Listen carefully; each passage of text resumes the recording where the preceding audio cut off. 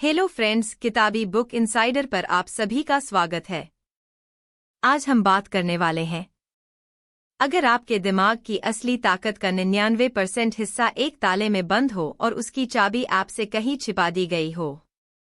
हमारा पूरा सिस्टम, संगीत, स्कूल, कॉलेज, समाज हमें बस एक ही ताला खोलना सिखाता है। संगीत, एक डिग्री, एक जॉब और एक ही पहचान।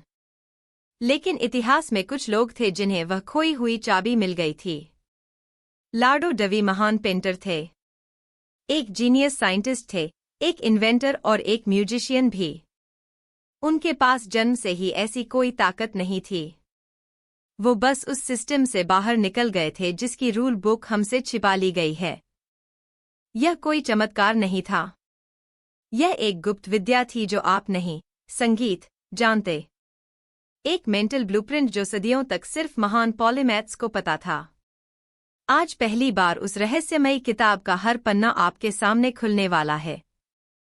वेलकम टू किताबी मंजिल, आपके अपने हिंदी ऑडियो बुक चैनल में। चलिए चैप्टर 1 पर चलते हैं। चैप्टर 1, स्पेशलिस्ट होने का झूठ। एक स्पेशलिस्ट यानी वो इंसान जो किसी एक चीज में माहिर हो। हमेशा से हमें यही सिखाया गया है कि एक्सपर्ट बनना ही, संगीत, सफलता की निशानी है। यह सोच एक रेस की तरह है, जहां हर कोई अपनी अपनी लेन में बस सीधा दौड़ रहा है, बिना यह देखे कि बगल की लेन में क्या हो रहा है। एग्जाम्पल, एक सॉफ्टवेयर इंजीनियर को बस कोडिंग में बेस्ड होना सिखाया जाता है।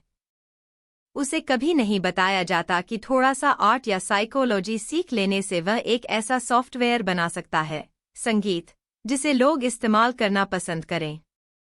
सिर्फ इसलिए नहीं कि वह टेक्निकली परफेक्ट है, बल्कि इसलिए कि वह ब्यूटीफुल और यूजर फ्रेंडली है। पीटर होलिंस कहते हैं, सच्ची क्रिएटिविटी अलग अलग आइडियाज को जोड़ने से पैदा होती है। जब आप सिर्फ एक ही चीज जानते हैं, तो आप सिर्फ एक ही हथौड़े से दुनिया की हर कील को ठोकने की कोशिश करते हैं। और यहीं पर स्पेशलिस्ट होने का झूठ सामने आता है। यह आपको एक्सपर्ट तो बनाता है, संगीत, पर आपकी सोच को एक छोटे से बक्से में कैद कर देता है। पॉलीमैथ बनना उस बक्से को तोड़ना है और दिमाग को आजाद करना है। पॉलीमथी का मतलब यह नहीं है कि आप किसी चीज में माहिर ना हो। इसका मतलब है कि आप एक से ज्यादा चीजों में माहिर बने और फिर उन सभी को जोड़कर कुछ ऐसा बनाएं जो दुनिया ने पहले कभी ना देखा हो। यह एक ऐसी सुपर पावर है जिसे आज का मॉडर्न वर्ल्ड सबसे ज्यादा चाहता है। चैप्टर 2, असली पॉलीमैथ कौन है। एक कहावत है, jack of all trades master of none. यानी जो सब कुछ थोड़ा थोड़ा जानता है, वो किसी भी चीज का उस्ताद नहीं होता। यह पॉलीमैथ की सबसे बड़ी गलतफहमी है। पॉलीमैथ वह इंसान नहीं है जो हर हफ्ते एक नई हॉबी शुरू करता है और फिर उसे अधूरा छोड़ देता है। यह सीखना नहीं, बस भटकना है। एग्जाम्पल, संगीत, सोचिए एक इंसान है जो गिटार, पेंटिंग और कुकिंग तीनों में दिलचस्पी रखता है। अगर वह तीनों को बस थोड़ा थोड़ा सीख कर छोड़ दे तो वह कुछ नहीं है। पर अगर वह म्यूजिक थ्योरी को इतनी गहराई से सीखे कि उसे पेंटिंग के कलर्स में हार्मोनी दिखाई देने लगे और कुकिंग में मसालों का बैलेंस भी, संगीत, म्यूजिक जैसा लगने लगे, तो वह एक असली पलीत है। एक सच्चा पॉलीमैथ अलग अलग स्किल्स को जमा नहीं करता, वह उनके बीच पुल बनाता, संगीत, है। वह अपनी एक फील्ड की नॉलेज को दूसरी फील्ड की प्रॉब्लम सुलझाने के लिए इस्तेमाल करता है। लियोनार्डो दा विंची इंसान के शरीर को इतनी अच्छी तरह इसलिए समझ पाए क्योंकि वह एक आर्टिस्ट भी थे और एक साइंटिस्ट भी। उनकी आर्ट ने साइंस को मदद की और साइंस ने उनकी आर्ट को। यही असली पॉलीमैथ की पहचान है। इंटीग्रेशन यानी ज्ञान को जोड़ना। चैप्टर, संगीत, 3 टी शेप्ड इंसान बनिए। इमेजिन कीजिए इंग्लिश का अक्षर टी।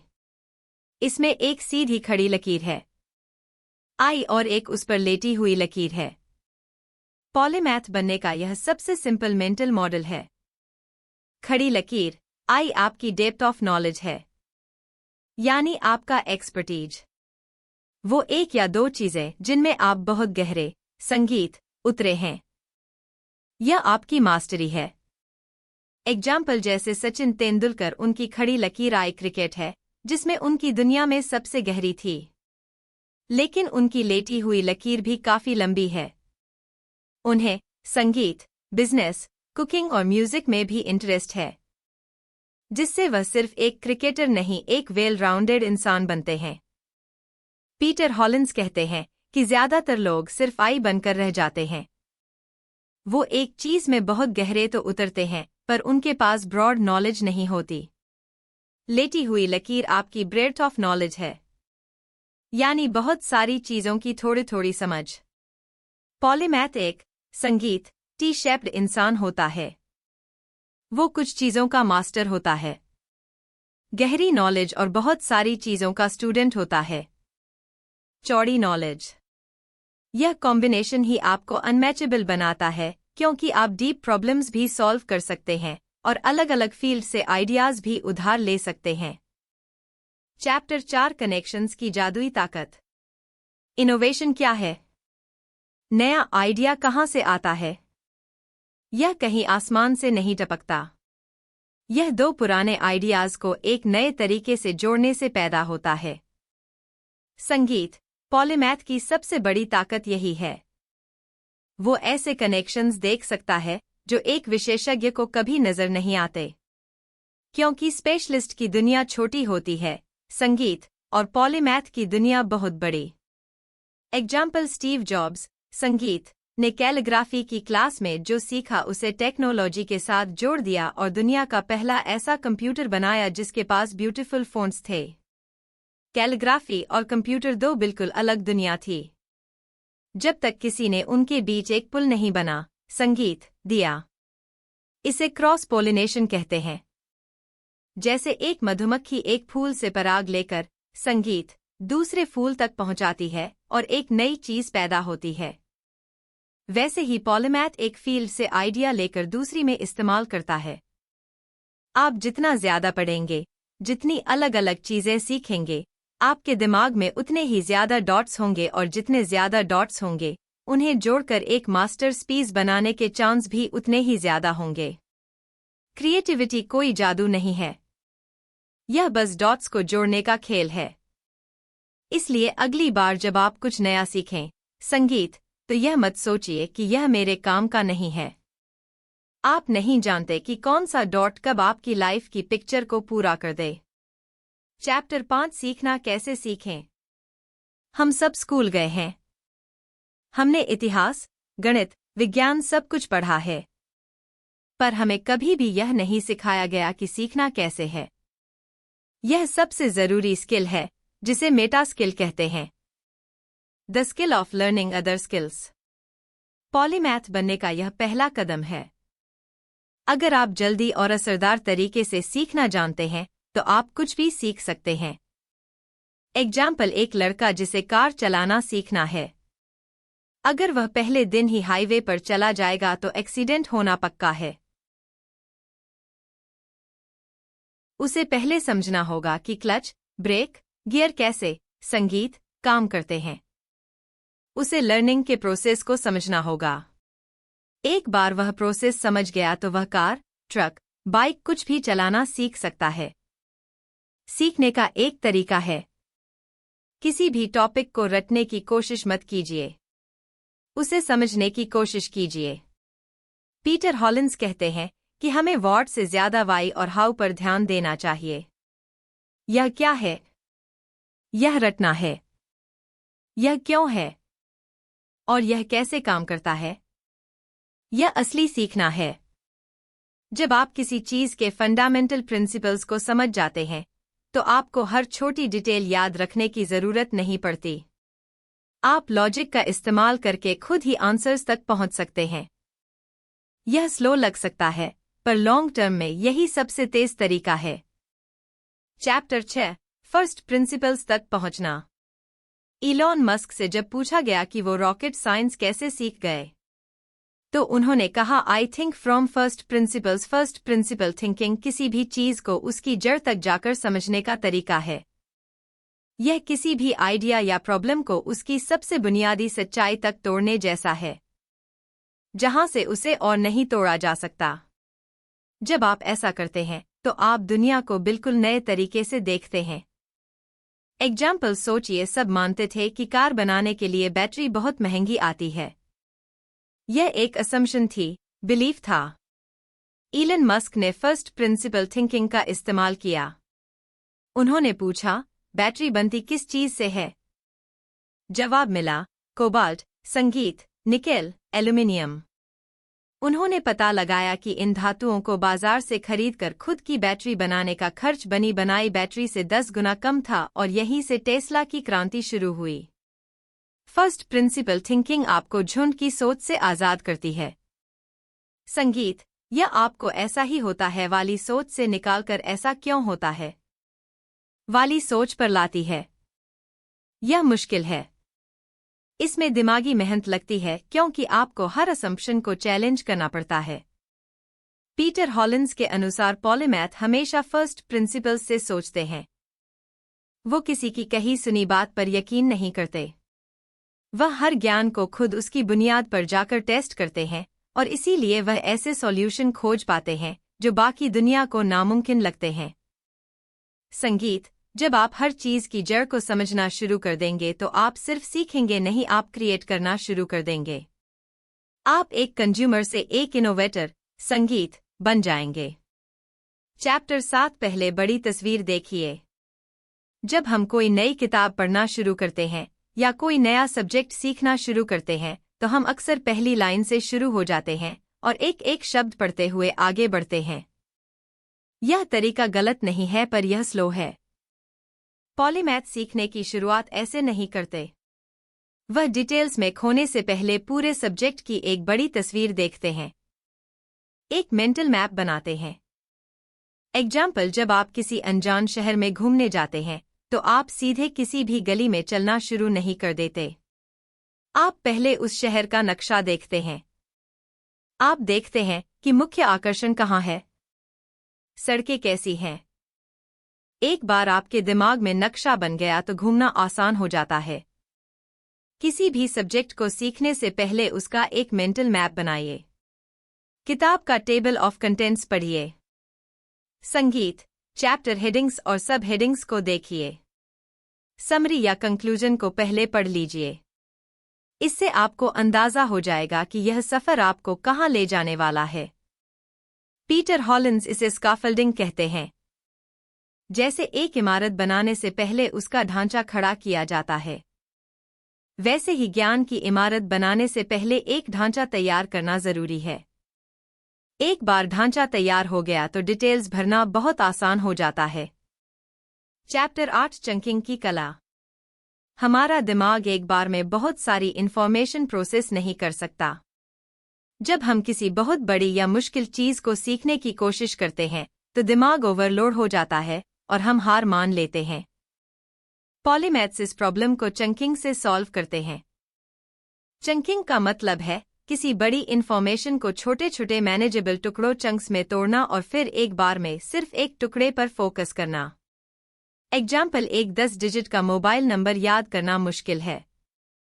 9,876,000,5,432 पर अगर आप इसे 3 चंक्स में तोड़ दें, 98,765, संगीत, 432, तो यह आसान हो जाता है।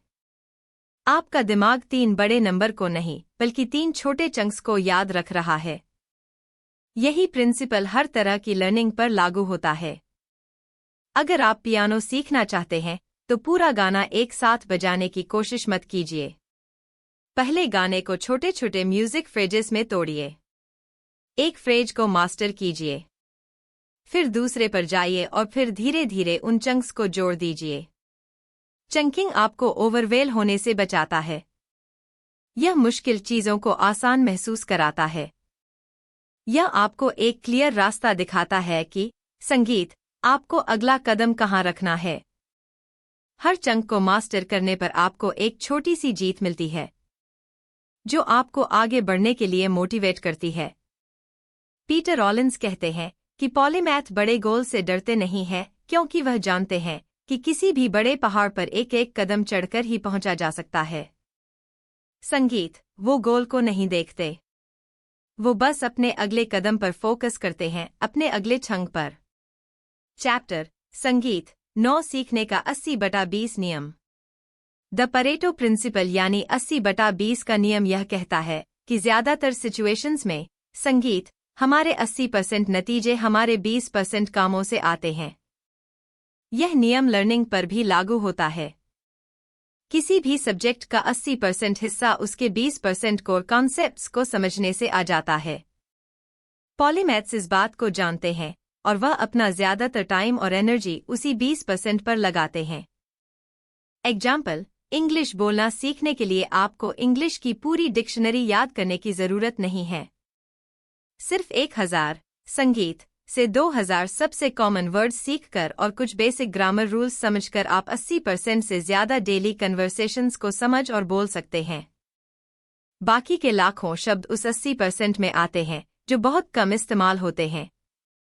एक विशेषज्ञ हर चीज को 100% गहराई से जानना चाहता है, लेकिन एक पॉलीमैथ जो बहुत सारी चीजें सीखना चाहता है, उसके लिए यह स्मार्ट तरीका नहीं है।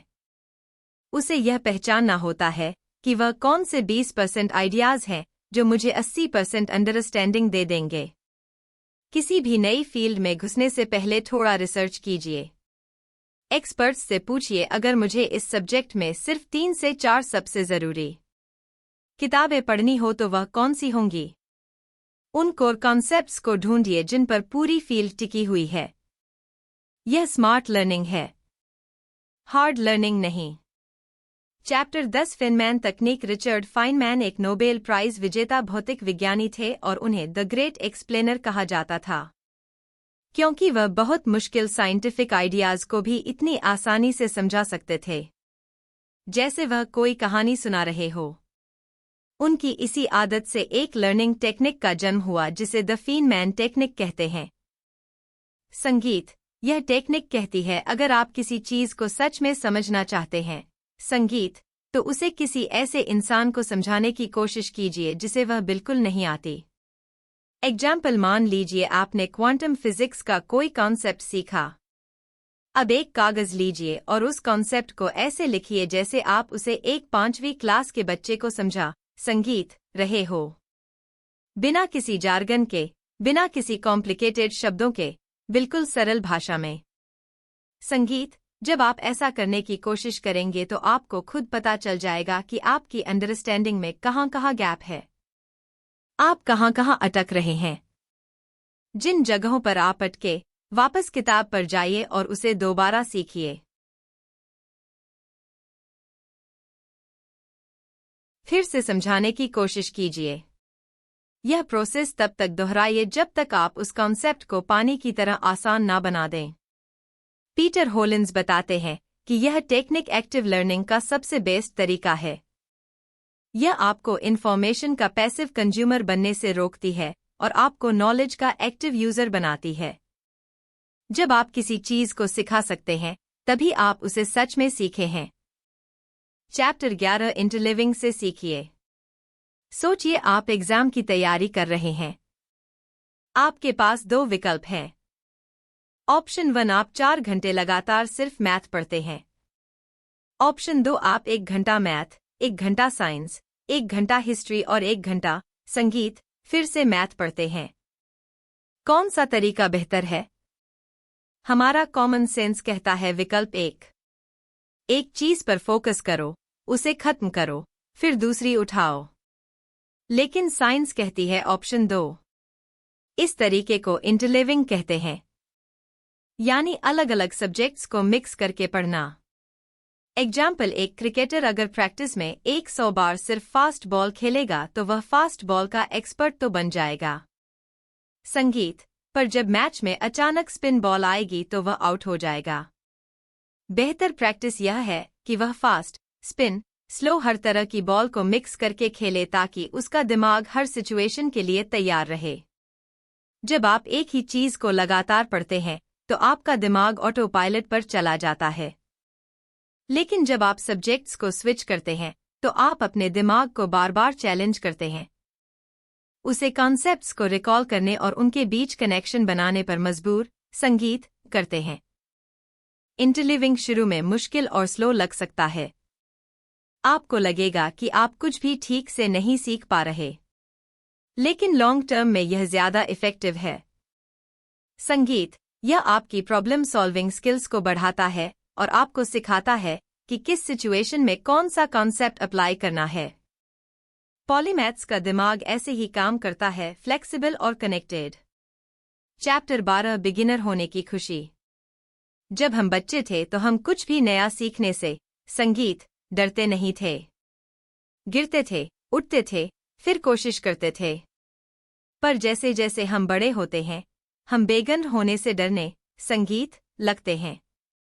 हमें लगता है कि अगर हम परफेक्ट नहीं हुए तो लोग हम पर हंसेंगे।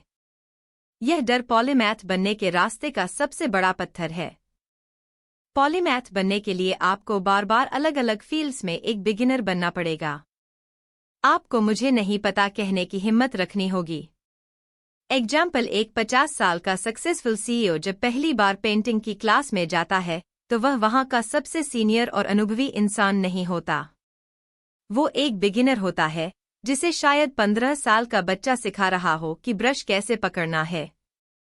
इसमें ईगो को चोट पहुंच सकती है, पर लर्निंग यहीं से शुरू होती है। पीटर हॉलिंस कहते हैं कि हमें बिगिनर्स माइंडसेट को अपनाना चाहिए। यह एक ऐसी सोच है जो कहती है मैं यहां एक्सपर्ट बनने नहीं सीखने आया हूं। यह आपको ओपन माइंडेड बनाती है। यह आपको सवाल पूछने के लिए एनकरेज करती है। जब आप एक्सपर्ट बन जाते हैं, संगीत, तो आपका दिमाग बंद होने लगता है। आपको लगता है कि आप सब कुछ जानते हैं। लेकिन जब आप वजीनियर होते हैं तो आपका दिमाग एक स्पंज की तरह होता है जो हर तरफ से ज्ञान सोखने के लिए तैयार रहता है। असली ग्रोथ इसी माइंडसेट में है। चैप्टर 13, अपना मेंटल टूल बॉक्स बनाइए। इमेजिन कीजिए कि आप एक कारपेंटर हैं। अगर आपके टूल बॉक्स में सिर्फ एक हथौड़ा है तो आप हर काम उसी से करने की कोशिश करेंगे। आप लकड़ी काट भी उसी से रह रहे हैं, संगीत, और पेंच भी उसी से कस रहे हैं। नतीजा अच्छा नहीं होगा। एक अच्छे कारपेंटर के पास हर काम के लिए सही टूल होता है। पॉलीमैथ भी ऐसा ही होता है। वह अलग अलग फील्ड्स से मेंटल मॉडल्स, सोचने के तरीके कलेक्ट करता है और अपना एक मेंटल टूल बॉक्स बनाता है। एग्जाम्पल, एक बिजनेस ओनर जो साइकोलॉजी भी समझता है, वो सिर्फ, संगीत, प्रॉफिट लॉस की लैंग्वेज में नहीं सोचता। वो यह भी सोचता है कि मेरे कस्टमर्स कैसा महसूस करते हैं, उन्हें क्या चीज मोटिवेट करती है। उसने साइकोलॉजी से एम्पैथी का टूल उठाया और उसे अपने बिजनेस के टूल बॉक्स में डाल दिया। अब वह बेहतर फैसले ले सकता है। मेंटल मॉडल क्या है? यह किसी चीज को समझने का एक फ्रेमवर्क है। जैसे 80-20 रूल एक मेंटल मॉडल है। संगीत, फर्स्ट प्रिंसिपल्स थिंकिंग एक मेंटल मॉडल है। सप्लाई एंड डिमांड इकोनॉमिक्स, संगीत, से एक मेंटल मॉडल है। कॉन्फर्मेशन बायस साइकोलॉजी से एक मेंटल मॉडल है। आप जितनी ज्यादा फील्ड्स एक्सप्लोर करेंगे आपका टूल बॉक्स उतना ही अमीर होता जाएगा। पीटर हॉलिंस के अनुसार जब आपके सामने कोई नई प्रॉब्लम आती है तो आप अपने टूल बॉक्स में देखते हैं और उस प्रॉब्लम के लिए सबसे बेस्ट टूल निकालकर इस्तेमाल, संगीत, करते हैं। आप सिर्फ एक नजरिए से नहीं बल्कि 10 अलग अलग नजरियों से सोच पाते हैं। चैप्टर 14, संगीत, एक आर्टिस्ट की तरह चोरी कीजिए। Good artist copy, great artist steel. यह बात पब्लो पिकासो ने कही थी। इसका मतलब यह नहीं है कि आप दूसरों का काम हूबहू नकल कर लें। चोरी करने का मतलब है आप किसी आइडिया से इतने इंस्पायर हो, संगीत, कि आप उसे अपना बना लें। उसमें अपनी आवाज, अपनी सोच मिला दें और उसे एक नया रूप दे दें। पॉलीमैथ्स भी ग्रेट आर्टिस्ट्स की तरह होते हैं। वो अलग अलग जीनियस लोगों के आइडियाज को चोरी करते हैं और उन्हें मिलाकर कुछ नया बनाते हैं। वो हर चीज को स्क्रैच से शुरू नहीं करते। वह उन लोगों के काम पर अपना काम खड़ा करते हैं जो उनसे पहले आ चुके हैं। एग्जाम्पल, एक यूबर जो ब्लॉगिंग करना चाहता है, संगीत, वो कैसी नई स्टैट की स्टोरी टेलिंग से इंस्पायर हो सकता है। मिस्टर बीस्ट की एडिटिंग स्टाइल से कुछ सीख सकता है और किसी और क्रिएटर के वीडियो मेकिंग प्रोसेस को स्टडी, संगीत, कर सकता है। वो इन सब एलिमेंट्स को चोरी करता है, पर जब वह उन्हें अपने यूनिक पर्सनालिटी के साथ मिलाता है तो एक बिल्कुल नई और ओरिजिनल स्टाइल जन्म लेती है। किसी भी फील्ड में उन टॉप 5 से 10 लोगों को पहचानिए जो बेस्ट हैं। स्टडी कीजिए कि वो क्या करते हैं और कैसे करते हैं। उनके प्रोसेस को रिवर्स इंजीनियर कीजिए। उनके काम से प्रिंसिपल्स निकालिए और फिर उन प्रिंसिपल्स को अपने तरीके से अप्लाई कीजिए। यह नकल नहीं है, यह सीखना है। ज्ञान हमेशा एक से दूसरे तक ऐसे ही पहुंचता है। आप अकेले सब कुछ नहीं खोज सकते। आपको दूसरों के कंधों पर खड़ा होना पड़ेगा ताकि आप उनसे ज्यादा दूर तक देख सकें। चैप्टर 15 स्पेस रिपीटिशन से कभी मत भूलिए। सोचिए आपने आज कुछ नया सीखा।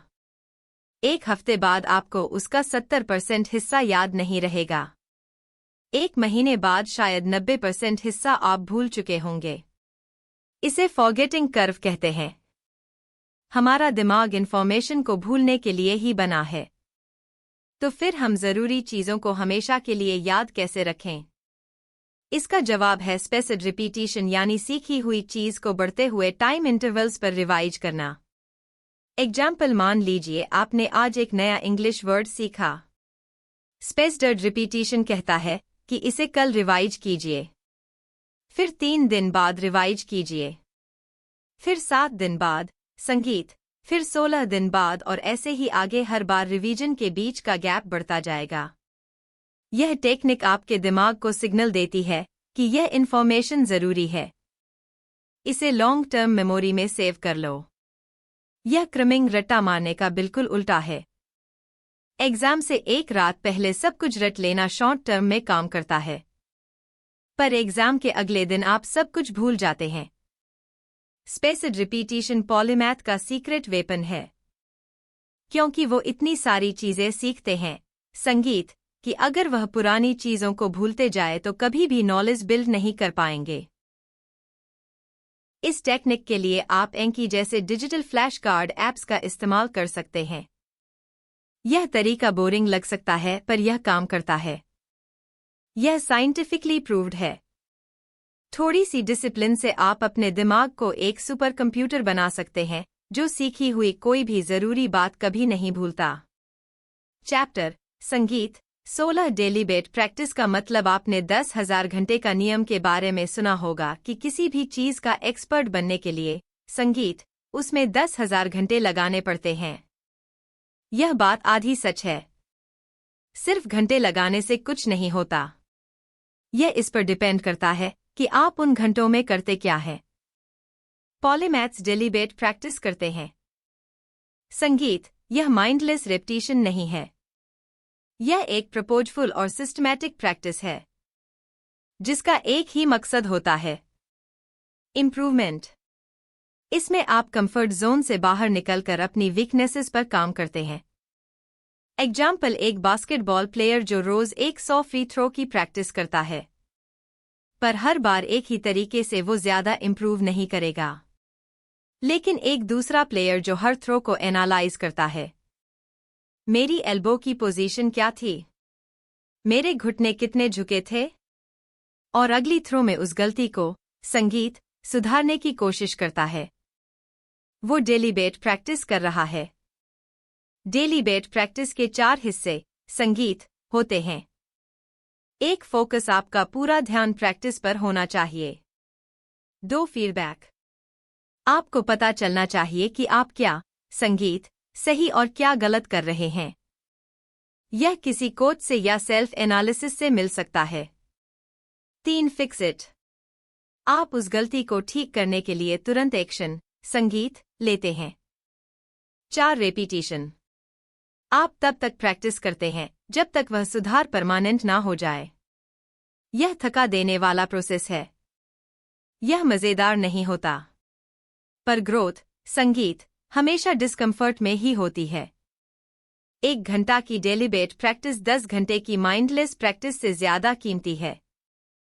चैप्टर संगीत 17 क्यूरियोसिटी की आग जलाए रखिए।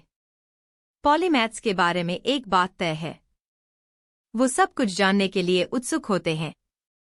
उनके अंदर एक बच्चे जैसी जिज्ञासा होती है जो कभी नहीं मरती। वो दुनिया को हमेशा ऐसे संगीत देखते हैं जैसे वह इसे पहली बार देख रहे हो। क्यूरियोसिटी वो इंजन है जो पॉलीमैथ की लर्निंग की गाड़ी को चलाता है। संगीत, अगर आपके अंदर क्यूरियोसिटी नहीं है तो आप कभी भी कंफर्ट जोन से बाहर निकलकर कुछ नया सीखने की तकलीफ नहीं उठाएंगे। तो सवाल यह है कि क्यूरियोसिटी को जिंदा कैसे रखा जाए। एग्जाम्पल, अगर आपका दोस्त आपको क्वांटम फिजिक्स के बारे में कुछ बताता है तो यह सोचने के बजाय कि यह तो बहुत बोरिंग है, एक सिंपल सवाल पूछिए, यह काम कैसे करता है, या इसका हमारी डेली लाइफ पर क्या असर होता है। एक छोटा सा सवाल, संगीत, आपके दिमाग में एक बड़ी सी दुनिया का दरवाजा खोल सकता है। पीटर होलिंस कहते हैं कि क्यूरियोसिटी एक मसल की तरह है। आप इसे जितना इस्तेमाल करेंगे, यह उतनी ही स्ट्रांग होगी। अपने अजम्पशन को चैलेंज कीजिए। मान लीजिए जो मैं सोचता हूं वह गलत है, तो सच, संगीत, क्या हो सकता है? हमेशा क्यों पूछिए। बच्चे दिन में सैकड़ों बार क्यों पूछते हैं? इसलिए वह इतनी तेजी से सीखते हैं। अपने इंफॉर्मेशन डाइट को डाइवर्सिफाई कीजिए। अगर आप सिर्फ बिजनेस की किताबें पढ़ते हैं तो एक साइंस फिक्शन का नॉवेल उठाइए। अगर आप सिर्फ एक्शन मूवीज देखते हैं तो एक डॉक्यूमेंट्री देखिए। अपने दिमाग को नए और अनएक्सपेक्टेड आइडिया से फीड कीजिए और क्यूरियोसिटी की आग कभी नहीं बुझेगी। चैप्टर 18 बेस्ट ना होने के डर पर जीत विशेषज्ञ बनने का एक फायदा है। आप अपनी छोटी सी दुनिया के राजा होते हैं। आप द बेस्ट होते हैं।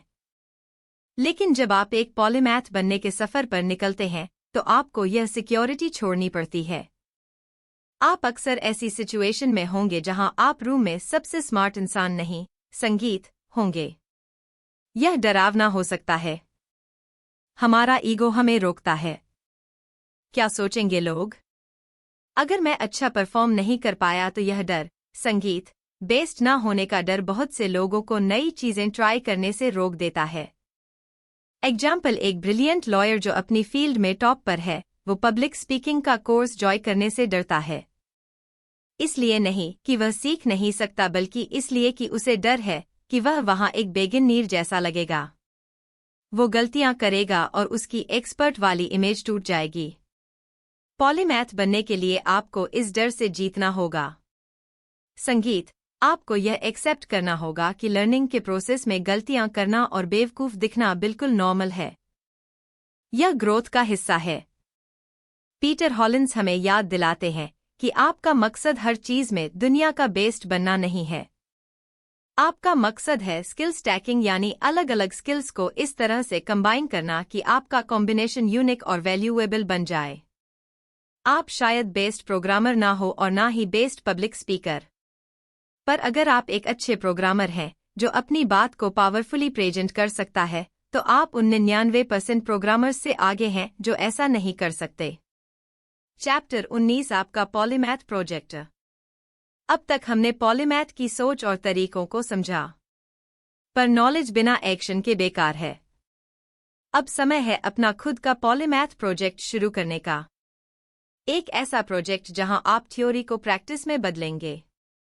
इसे बहुत बड़ा या कॉम्प्लिकेटेड होने की जरूरत नहीं है। मकसद है शुरुआत करना। कोई ऐसी 2 से 3 स्किल्स चुनिए जो आपको हंग थू देती हो और जो एक दूसरे से थोड़ी अलग हो। एग्जाम्पल, मान लीजिए आप चुनते हैं डिजिटल मार्केटिंग। एक प्रैक्टिकल स्किल साइकोलॉजी, इंसानी बर्ताव को समझने के लिए, क्रिएटिव राइटिंग, अपनी बात को बेहतर तरीके से कहने के लिए। यह आपका पॉलीमैथ करिकुलम है। अब अगले 3 से 6 महीनों के लिए इन तीनों को एक साथ सीखना शुरू कीजिए। इंटरलिविंग का इस्तेमाल कीजिए। हर स्किल के लिए हफ्ते में कुछ घंटे डेडिकेट कीजिए। आप देखेंगे कि यह स्किल्स एक दूसरे से बात करना शुरू कर देंगी। आप साइकोलॉजी के प्रिंसिपल्स को अपनी राइटिंग में इस्तेमाल करेंगे ताकि आप ज्यादा पर्सिव कहानियां लिख सकें। आप राइटिंग की स्किल को डिजिटल मार्केटिंग में इस्तेमाल, संगीत, करेंगे ताकि आप बेहतर एड्स और सोशल मीडिया पोस्ट्स बना सकें। यही क्रॉस पोलिनेशन इन एक्शन है। आपका प्रोजेक्ट आपको दिखाएगा कि पॉलीमैथ सिर्फ एक आइडिया नहीं, एक प्रैक्टिकल सुपर पावर है। चैप्टर 20 भविष्य पॉलीमैथ का है। हम एक ऐसी दुनिया में जी रहे हैं जो हर रोज बदल रही है। आर्टिफिशियल इंटेलिजेंस और ऑटोमेशन बहुत तेजी से जॉब्स को बदल रहे हैं। आज जो स्किल बहुत वैल्यूएबल है, हो सकता है 10 साल बाद उसकी कोई जरूरत ही ना हो। ऐसे में सिर्फ एक स्किल के भरोसे रहना बहुत ज्यादा रिस्की है। विशेषज्ञ एक ऐसे पेड़ की तरह है जिसकी जड़ें बहुत गहरी हैं, पर सिर्फ एक ही जगह पर है। अगर वहां सूखा पड़ गया संगीत, तो वह पेड़ मर जाएगा। एग्जाम्पल, एक फैक्ट्री वर्कर जो 30 साल से एक ही मशीन चला रहा था। जब वो मशीन ऑटोमेट हो गई तो उसकी स्किल रातों रात बेकार हो गई। लेकिन अगर उसने साथ साथ थोड़ी सेल्स, कम्युनिकेशन या बेसिक कंप्यूटर स्किल्स सीखी होती तो उसके पास अप्ट करने के लिए ज्यादा ऑप्शंस होते।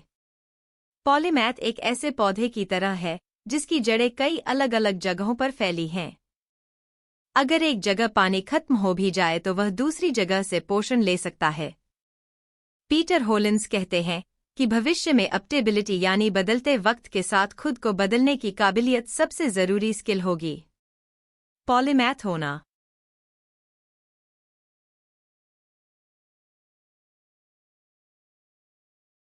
अब सिर्फ एक हॉबी या पैशन नहीं है, यह फ्यूचर प्रूफ होने का सबसे स्मार्ट तरीका है। जो इंसान तेजी से सीख सकता है, अलग अलग आइडियाज को जोड़ सकता है और किसी भी नई सिचुएशन में ढल सकता है, वही इंसान आने वाले कल का असली विजेता होगा। अगली ऑडियो बुक जरूर सुनिए। How to cheat at everything I button और एंड स्क्रीन में उपलब्ध है। धन्यवाद।